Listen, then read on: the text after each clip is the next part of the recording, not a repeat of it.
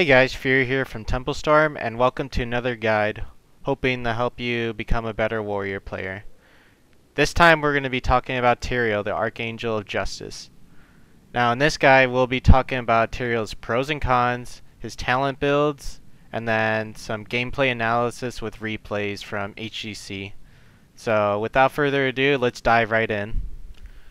Alright, first off we're going to talk about Tyrael's pros and cons. Tyrael's pros is he has high mobility with Eldrin's Might and Smite. Smite allows him to benefit himself and his teammate by giving movement speed if they walk along his Smite ability, which is the E. So that's pretty good. Tyrael also has extra spell armor, which is good versus mages such as Chromie, Jaina, Li Ming, Kael'thas, you name it. And even just other heroes who, aren't that high in spell damage, but just mitigating 15% of magic damage is pretty nice for a tank. He also has AoE immunity to all damage and CC with his heroic ability called Sanctification if you choose to take it at level 10. So that can definitely be a game-changing ultimate if used correctly. He also has insane game-changing talents such as, Sanctification, Judgment, and then later on, level 16, if you decide to go with Holy Ground, that can definitely make a lot of flashy plays. His cons, though, his weakest thing right now is he has no hard CC, such as stuns or roots, unless you decide to go Judgment at level 10, which most cases you're probably not going to go Judgment unless you have a very, very specific comp in mind. But usually at level 10, teams like to go Sanctification. Another con he has is he has semi-weak early game and is very dependent on talents to, benefit himself and the team. So early game you're not going to have that much of impact with your talents, but I think once you hit the level 10 mark and so on, you will start gaining talents that can really benefit you. Now before we go into the talent builds, I wanted to briefly discuss when is it a good time to pick Tyrael, when it's a bad time. So when you pick a Tyrael comp, you always want to match it with some sort of dive heavy heroes or like a bunch of melee. So a good example is like Greymane and Illidan that you have seen lately, or maybe like a Tracer Genji. Those are all very good heroes that just want to dive into their team, so having a Tyrael will benefit them a lot with Sanctification and then movement speed with Smite, and just having Tyrael be mobile with those heroes as well can benefit a lot. Now when you don't want to pick Tyrael, you don't want to have a composition where you have, let's say, Chromie, Lunara, Li Ming, just heroes that are basically meant to just poke and stuff. You don't really need Tyrael for that type of composition, because mostly you want Tyrael to be jumping in, using Sanctification, and then peeling a little bit with his Eldrin's Might slow, and then giving your team movement speed. So basically just don't draft Tyrael when you have a bunch of mage and poke and you want to play really slow, because Tyrael definitely, he plays off a lot of momentum in a team fight, and you just want to just keep going, and stalling around with poke isn't really his style. So yeah, just make sure you don't pick Tyrael into those type of comps, and always try and make sure when you pick Tyrael you have a pretty sick melee assassin or some sort of assassin that likes to dive in with you. Let's go over Tyrael's basic abilities and heroics before we jump into talents, just for those who may not know about him yet. So Tyrael's Q is Eldrin's Might. You throw it, after a short delay you can click it again, and then you just teleport to it. So it deals damage and slows in the area. His W is Righteousness, which grants Tyrael and nearby allies a shield. So you just press W, you get a shield, and then you give a shield for other allies around you. His E is Smite. You cast it on the ground. It leaves movement speed on the ground if your teammates walk through it or yourself, and also deals damage. So pretty nice kit overall for his three basic abilities. Kind of like a support in a way, but also, still being a tank. His passive is Archangel's Wrath, which once you die, you become invulnerable and explode for 1,200 damage or however much at whatever level. Personally, for me, I really don't like this trait. I think it's the worst trait out of every single tanks. And I don't know. For me, just personally, I don't like traits that require you to die to get any benefit out of it. So maybe, you know, Tyrael will get a rework at one point with his talent or with his trait, because right now I'm just not too happy with the idea of having to benefit from dying just because of this weird trait. So Blizzard, please, new trait for him, something to benefit his tanking style or something to benefit his teammates. I don't know, but something I would like to see changed. Please and thank you. So for his heroic abilities, you got Judgment and Sanctification. Let's check out Judgment real quick. So when casting Judgment, after a brief delay, you charge at your target, stunning them for 1.5 seconds while knocking away other enemies. So just clicking on your target, you charge at them and stun them for a little bit. Pretty cool initiation. Best time to use this is if the enemy team doesn't have a cleanse hero with their support, or if cleanse is down and you know that, clicking Judgment on any target will allow you to stun them for a while and basically telling your team and the enemy team that you want to focus this target down. So pretty cool ult, but probably not as big as an impact as this other ult. So we're gonna reset talents real quick. Just click some talents. So now here's the main talent you will see probably 90% of HCC players take, which is called Sanctification. And it's a 100-second cooldown. Finally. After a brief delay, 0.5 seconds, you leave a field on the ground which allows Tyrael and his allies to become invulnerable for 3 seconds, meaning you can't take any damage, can't be CC'd, nothing. You're completely safe in this zone. So just a brief delay, cast it, and then this is the circle you get to stand in for 3 seconds and become immune. Very, very, very impactful ult. Probably one of the strongest ults in the game, alongside Void Prison. And yeah, I think by far this is definitely the better of the two ults, and you will see a lot of Tyrael players picking this ult over Judgment and HCC. Now that we've gone over his abilities, let's take a look at all the talents, and I will show you what build I usually go in HEC. So here at level 1 talent, you got Purge Evil, Protection and Death, Even in Death, and Regen Master. Most of the time, actually pretty much all the time, I'm going to always take Purge Evil. For this build, we will take Purge Evil.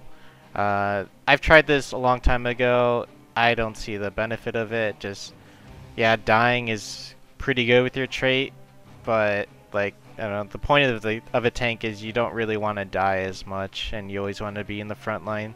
So I don't know. This could benefit if you, I guess, if you like to feed a lot and just give your team a shield. But in HCC, I doubt you will ever see this talent. The only other alternative is Even in Death, which increases the damage of your passive by 25%, also allowing you to use your basic abilities. So you can use your Eldrin's Might while you're, you know, about to explode, which will gap close you to the target you want to explode on, also dealing extra damage. But yeah, I think in this tree, definitely go Purge Evil. Just more, 30% more damage to your E, which is Smite. It's really nice in having overall. Just, who can complain about more damage? Choose a talent. Alright, level 4. You got these talents, and I think most of the time, yeah, you will see Herodic Reforging, which reduces the cooldown of your Q, Eldrin's Might, by 5 seconds if you hit an enemy hero with it. Really good talent, I'd say, because once you land a Eldrin's Might, you click on it again, then you just teleport on them, and then you just continue to chase people with, you know, just spamming Qs as long as you hit them with it. The only other alternative on this talent tree is this, with your E, which grants extra movement speed and the duration of your smite on the ground for 1 extra second. So right now I got a base of 25% increased movement speed for 2 seconds. With this talent, it will be 35% increased movement speed for 3 seconds on the ground. So this used to be the common talent people would take, but I think right now this is the most popular one, so we're gonna pick this talent. Choose a talent. 7, I think there's 2 different ones you can choose from here. The first one being this one, where it grants your W, which is this righteousness, it allows your shield to break upon expiring or being broken with damage to deal AoE damage. And you can never, I don't know, just having AoE damage and clear is always good to have. And yeah, it's pretty good when you're on the offense, just pressing your shield and then swording in and then just doing a bunch of damage with that as well. The only alternative on this tree I'd say is this one, where you increase the duration of your shield by 50%, but the main thing about it is reducing the cooldown by 2 seconds. So it's already a baseline of 10, it'll drop down to 8 seconds with this talent. We'll go over later on the alternative build here, but right now we're going to choose this one, which does extra AoE damage once it's broken. Choose a talent. Now for the heroic in HEC, you'll always see me take Sanct. If I ever take this alt and I do really bad with it, you could always make fun of me, but this ult used to be good, but Sanctification just allows a lot of room for playmaking, and allowing you to just win the team fight off just one ultimate is pretty insane. So we're going to take Sanctification. Now on this tree, sadly Tyrael has lost one of his most overpowered talents, which was Imposing Presence. So that used to be good on this tree, but now that that's removed, we have to have alternatives. Right now, I've been playing around with a lot of Burning Rage, just having more AoE damage alongside the Righteousness W breaking. Just, I don't know, just having more wave clear and having more AoE damage in a team fight's never bad. The other alternative is having this one, which once you have your shield on and if you're taking damage, you start gaining some health regen over time. So that could be pretty good with that level 4 talent I was talking, or the level 7 talent I was talking about, which reduced the cooldown of your W by 2 seconds. So those two can have pretty good impact together, but with this build we're gonna go Burning Rage. Now level 16 is probably one of his power spikes, if you'd say, and one of his strongest talents out of all of them besides Sanctification. Now in this tree, with this build, we're going to be going Holy Ground, which once you cast your Eldruent and recast it again to teleport to it, you leave a ring on the ground, which is impassable by enemy heroes, and you cannot walk through it. And you can make a lot of sick plays with them. You can trap heroes in a corner, you cut off the retreat, or you can also even steal mercenary camps such as bosses and all that with this talent, which, you know, in HEC you will see a lot of teams attempting to just secure those objectives with just this talent. So it's pretty strong. It pairs very well with the level 4, which reduces the cooldown of your Q. So having a lot of Holy Grounds all over the team fight is definitely very impactful if you place them well. So the only other alternative would probably be Salvation or Blood for Blood. Salvation, I've taken it once and it just allows you to be super tanky, but just giving that up for Holy Ground is probably not a good idea.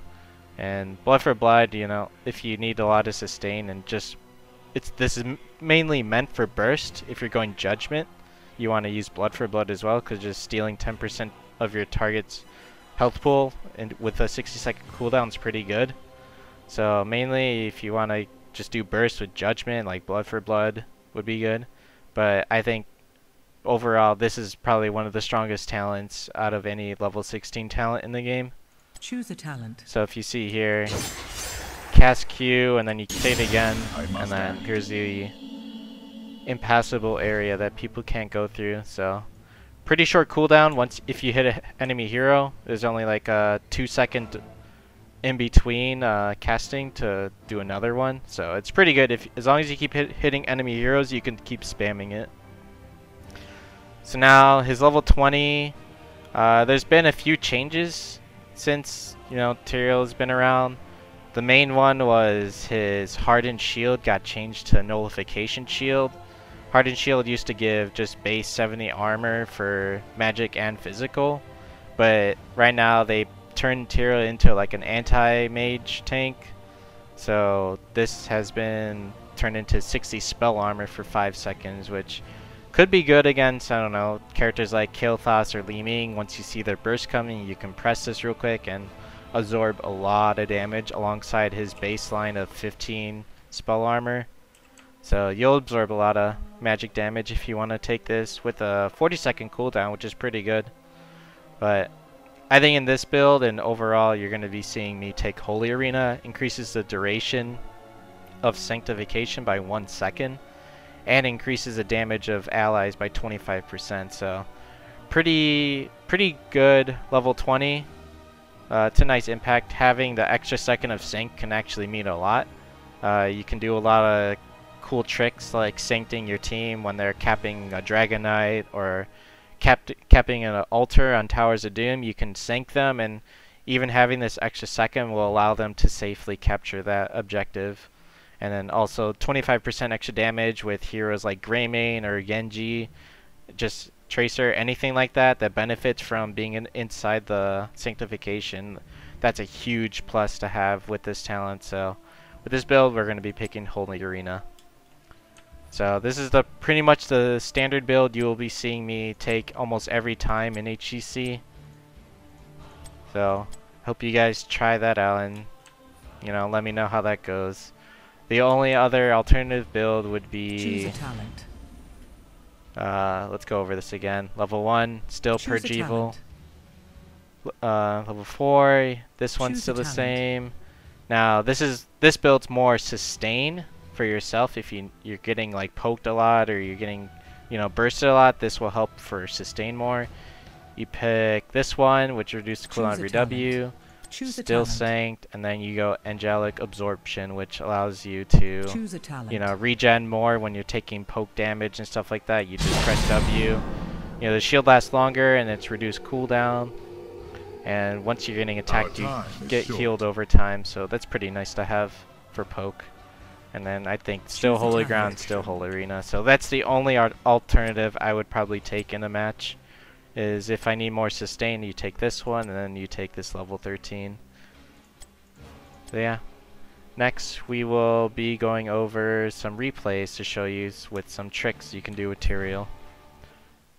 Alright, so now that we know what Tyrael does and what his abilities do and what talents you should go, let's hop into a few replays and let me show you just how you should play Tyrael in any type of match, either Hero League or Team League, and just show you how I will be playing in HEC with this hero.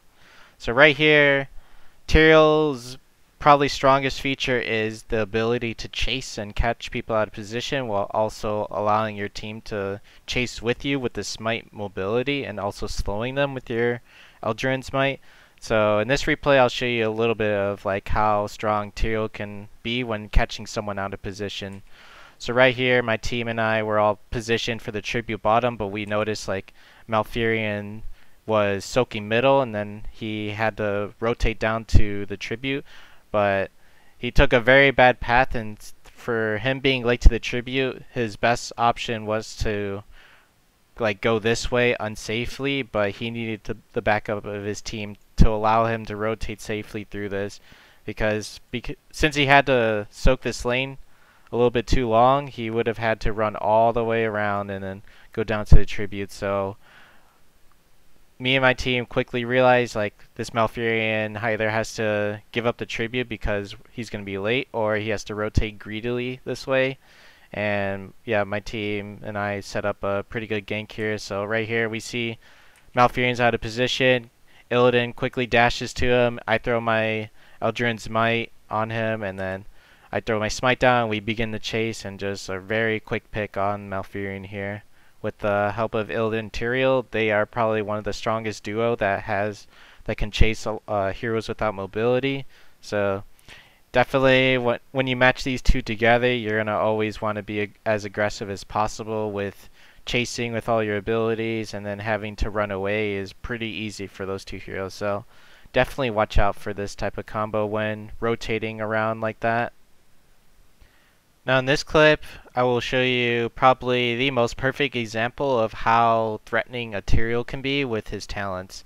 So with Sanctification and Holy Ground having a huge impact in a game, he can definitely have a lot of control around boss points, and here we will show you why that is. So before we roll this clip, we'll look at the area. So right now they're off the map.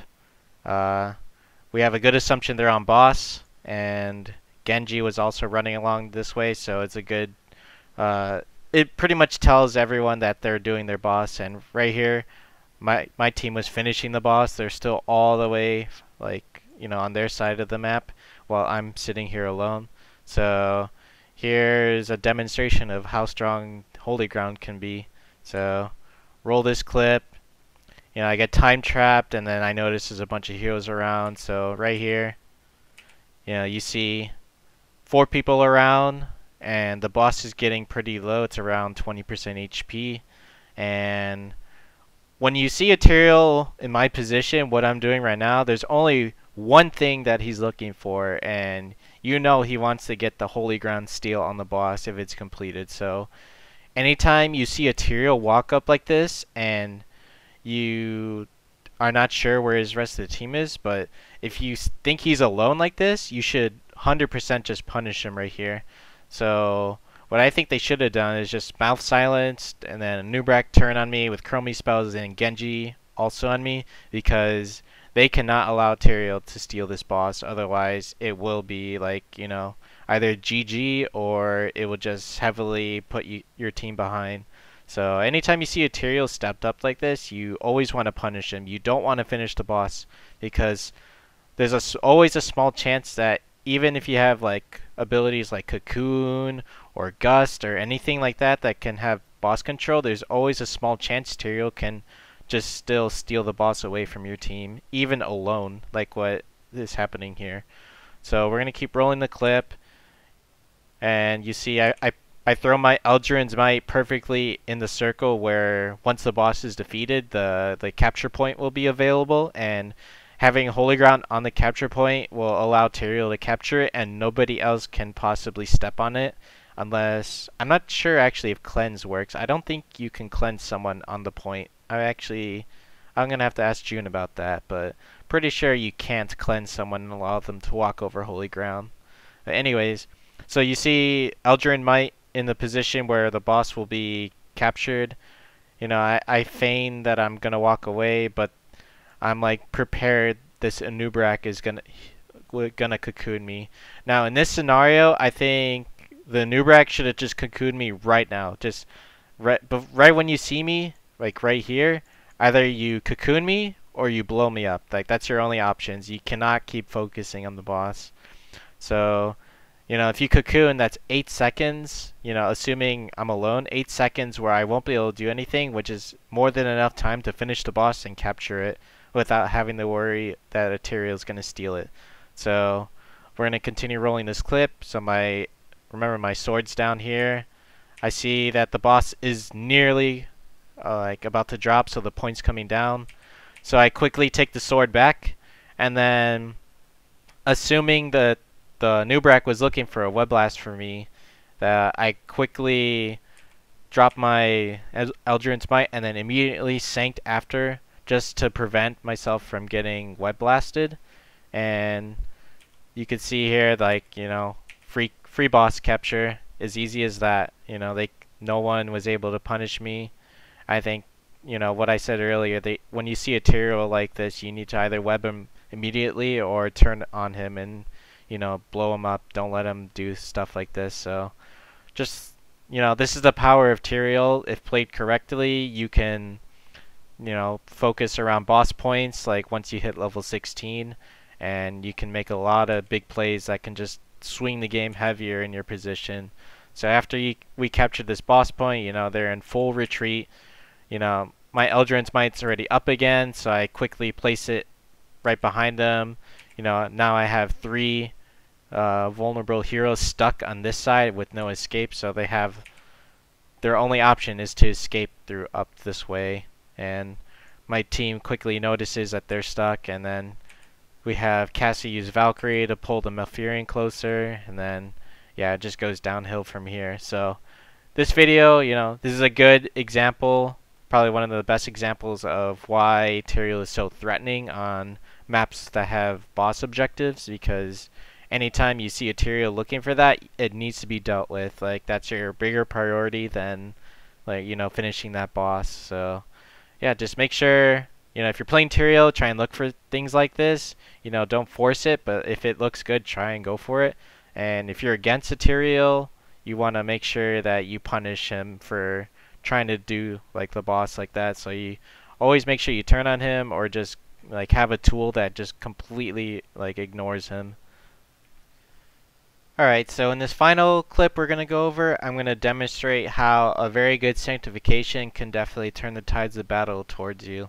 So right here in this clip we are on towers, and we are looking to invade this mercenary camp. And right now we see a few people out of position, so we start initiating on them. And even with Zeratul a little bit far behind, I feel confident that we can still take a fight, and highly assume the rest of their team is not too far away from these two. So let's roll the clip and show you how a good sanctification can help you in a team fight. So we're sitting here team fighting, yeah. Just doing the camp. Muradin showing here, like, pretty much illustrates that there's going to be a team fight, that more people are coming. We have Uther on the side, spotted by our Zeratul, and then you can see here Falsehead's looking to fly, so there's definitely going to be a huge team fight here in a matter of seconds. So we're sitting here, and then I notice that suddenly there's the rest of their team. Dahaka burrows into the bush right next to all of us, and I quickly decide to take a Eldrin's sword all the way over here, and then I see that June got stunned by Muradin, and it seems to be the next focus target. And I believe one of our other heroes got isolated from Dahaka's ultimate, so he is also silent and cannot see. So right here I feel like it's the best opportunity to throw down a sanctification to help my team. So I throw my sanct. Everyone is safe in my team. Psalm blinked ahead because he felt safe to do that.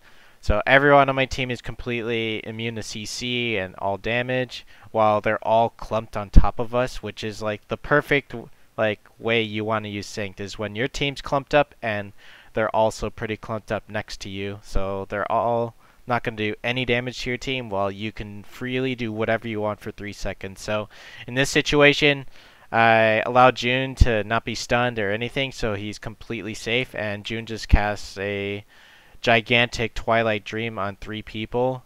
And while Falset's in the back, since we're synced, he's not allowed to gust us away. So that's also like the benefits of having synced, is if the other team has disengaged like Mighty Gust, they are not allowed to use it while Sanctification's on the ground. So that just allows us to team fight the way we want it. And so using Sanct plus Mouth Silence plus everything else, just allows us to completely snowball this fight. So we get a quick kill there on Dahaka, and then now finally Gus is able to use, but it's pretty much too late. D-Shield's used, but again, it's also too late. The team fight's already going out of control into our favor, and yeah, that's pretty much the power of having a good sanctification on your team, because it will just completely wipe the team and allow you to win the team fight and get whatever objective you were fighting for. Alright, and this will conclude my guide to Tyrael, and I just want to give a huge shout out to all the fans, the community of Heroes of the Storm. I know maybe my guides might not be the best or top quality, but I'm not that great at these, I assume, but I hope everyone at least learned something from all the guides that I put out, and I will continue to keep making more. So again, I appreciate all the love and support, and I hope you continue to support the team and myself in HGC. And make sure to keep an eye out on Twitter, as I will continue making more guides. And I will be basing the next warrior guide on the votes on Twitter, so be sure, log on Twitter or make a Twitter account and follow me on Twitter, and you will see the next voting for the next warrior we're gonna make a guide on. So again, thanks to you guys, and I do this all for you, and I hope you guys all learned something. So until next guide, see you guys later. Thank you.